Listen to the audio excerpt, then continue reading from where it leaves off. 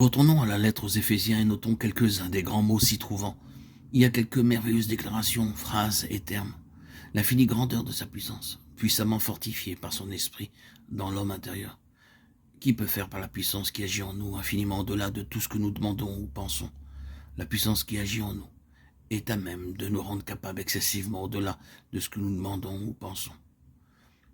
En le ressuscitant et en le faisant asseoir à sa droite dans les lieux célestes, au-dessus de toute domination, de toute autorité, de toute puissance, de toute dignité. Et il l'a donné pour chef suprême à l'Église, la plénitude de celui qui remplit tout en tous. Relevez tout ce qui est transcendant superlatif dans cette lettre.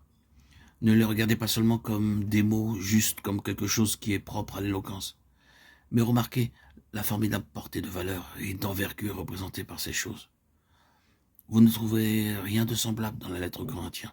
Si vous arrivez au chapitre dans cette lettre qui peut-être vous transporte le plus loin en pensée, en révélation, le 15e chapitre, vous trouverez que vous êtes, après tout, seulement enseigné sur la résurrection, celle du corps. De grandes choses, il est vrai, et des choses glorieuses sont dites quant à la nature de la résurrection corporelle. Mais lorsque vous serez ressuscité corporellement, vous ne serez en fait qu'en train d'entrer dans le grand domaine de l'éternité. Cela peut être une chose merveilleuse pour ce qui est corruptible que de revêtir l'incorruptibilité. Et je suis tout à fait assuré que nous pensons que c'est une chose merveilleuse quand cela se produira.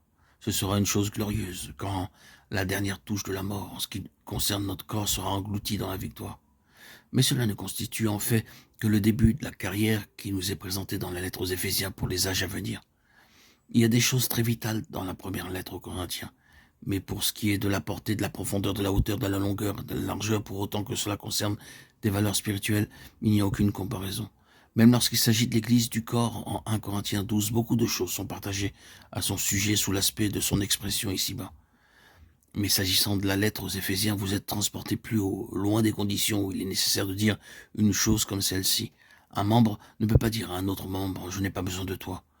Combien cela révèle dans quel état d'esprit les choses se trouvaient à Corinthe, quel niveau terrestre y avait prévalu. L'apôtre, il est vrai, donne un exposé des relations spirituelles, mais de quelle nature est-il? Celui qui est largement occasionné, si ce n'est totalement, par un désordre spirituel parmi les saints. Mais lorsque vous arrivez en Éphésiens 4 et touchez la vérité du corps dans ce lieu, vous respirez alors une toute autre atmosphère. Allons au verset 32 d'Éphésiens 5. Ce mystère est grand. Je dis cela par rapport à Christ et à l'Église. Vous êtes transportés dans le grand mystère du corps. Il s'agit là de quelque chose de plus profond. Quelle est l'explication de cette différence?